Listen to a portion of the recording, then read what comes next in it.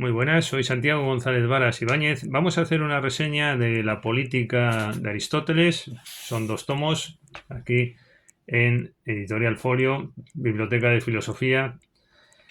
¿Por qué la política de Aristóteles o por qué por mi parte aquí? Primero porque vamos por el vídeo 840 y queríamos tener un vídeo sobre Aristóteles, al menos uno de sus ensayos, y nos ha parecido oportuno este, pero también porque nos parece bonito ver reflejado en los textos, en las fuentes, y lo voy a leer siempre con brevedad, los vídeos. Voy a leer el texto, por ejemplo, donde todo eso que conocemos, ¿no? El hombre es un animal racional, pues ¿dónde está? Bueno, pues vamos a leerlo. Adelanto que realmente aquí no se dice que el hombre sea un animal racional, sino que en el libro primero, capítulo segundo, que trata de la ciudad, lo que se dice es que el hombre es un animal político.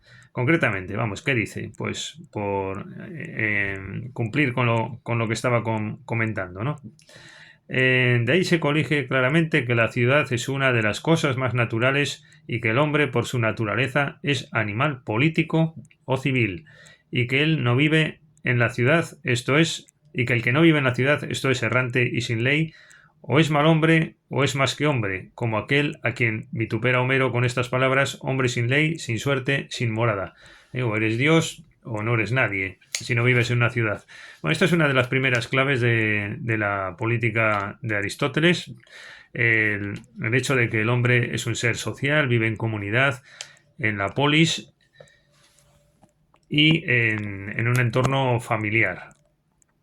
Después es cierto que la política trata de muchas cosas, ¿no? Aquí en el capítulo primero del libro segundo se dice que los ciudadanos han de tener algunas cosas comunes, pero no todas.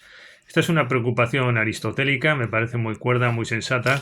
Se olvida a lo largo de la historia constantemente esas tendencias de colectivización de la propiedad, o del anarcosindicalismo y anarcocolectivismo y esas tendencias, o la Iglesia también, los jesuitas, que si la propiedad tenía que ser común, etcétera.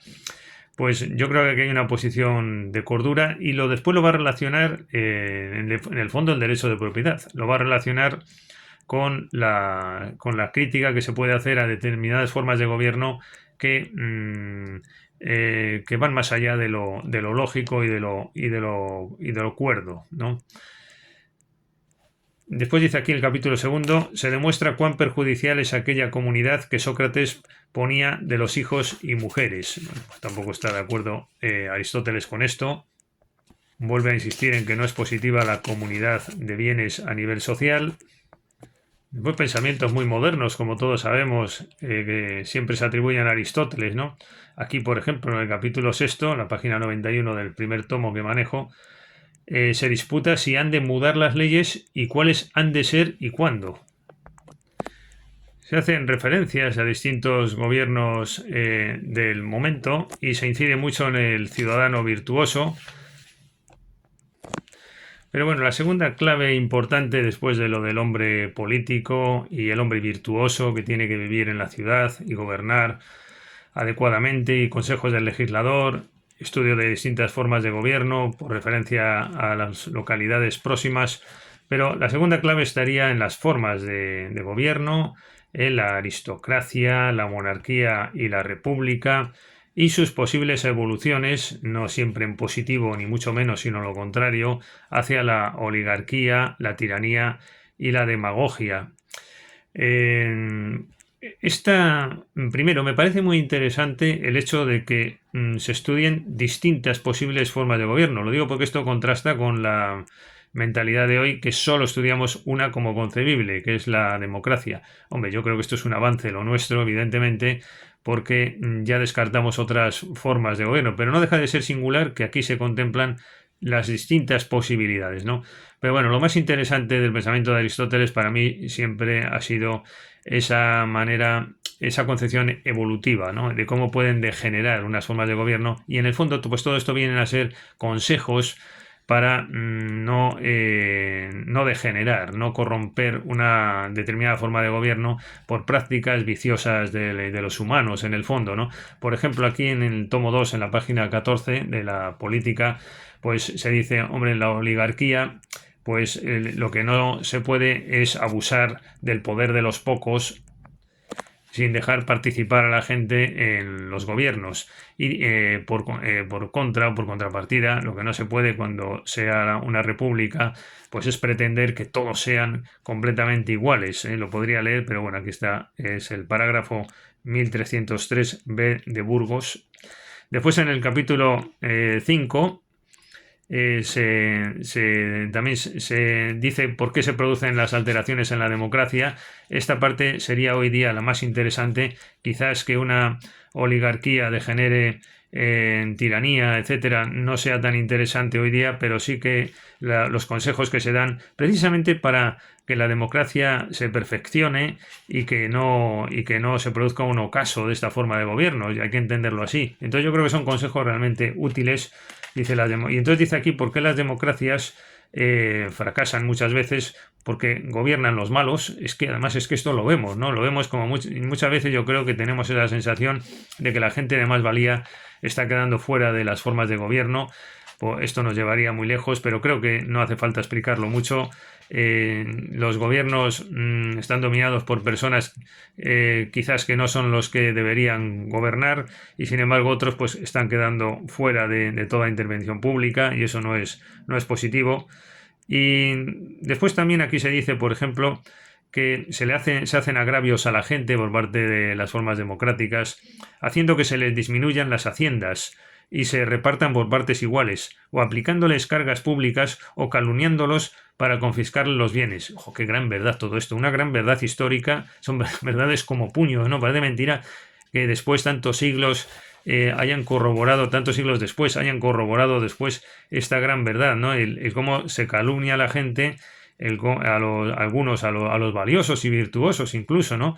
Gente de mayor valía, porque prolifera ese sentir del vulgo y nos lleva pues a una degeneración de algo que es en principio positivo, ¿no?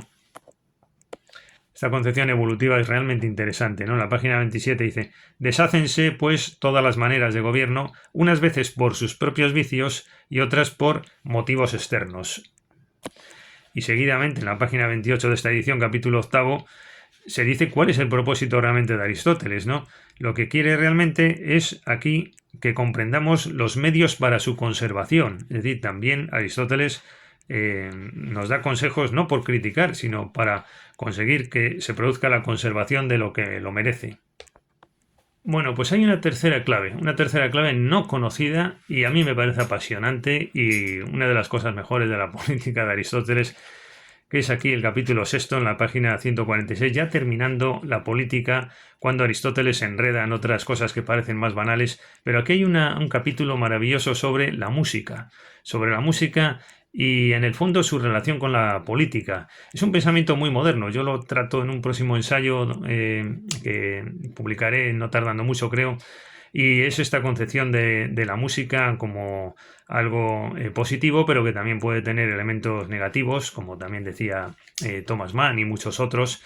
En el sentido, Thomas Mann decía en La montaña mágica, la música puede ser políticamente sospechosa. Bueno, pues esta idea que acabo de decir y que yo también desarrollo, esta idea la tenemos en Aristóteles en este capítulo 6, en la cual se responde a una objeción que algunos ponían, diciendo que la música hacía a los hombres viles y abatidos. Aquí lo que dice Aristóteles en 4 hojas, que son muy curiosas, además las escribe con mucha pasión. Parece que aquí se ha desatado en contra de la música cuando se excede y provoca una perturbación del alma y inquieta las formas de gobierno, y puede producir incluso hasta desórdenes o estados anímicos desaconsejables en el hombre, ¿no? Esto me parece muy interesante, esta concepción de la música. Llega a decir aquí, de aquí se colige claramente de qué instrumentos se han de servir los gobiernos, porque ni han de servir de flautas ni de otros instrumentos como la cítara o aquel otro instrumento de esta suerte, sino de aquellos que lo hagan para la doctrina de la música. Además de esto, la flauta no es música que importa para las costumbres, sino más de veras para incitar y alborotar al pueblo, por lo que hay que servirse de ella en los momentos en que el pueblo requiere más purificación que doctrina. Bueno, hay unas afirmaciones constantes en contra de la flauta de la cítara, pero no es porque sea la flauta, hay que entender, ¿no? Ni la cítara, es porque provocan esos estados que a Aristóteles le perturbaban, le descolocaban, ¿no? Y aquí si se tira de este hilo, encontraremos toda una concepción del estado de la cultura y los riesgos que puede conllevar cuando la sociedad se contagia de arte y sobre todo del arte musical. Pero también hay que decirle a Aristóteles que sin este arte, sin esta flauta, el mundo está perdido. Pues nada, hasta la próxima, muchas gracias.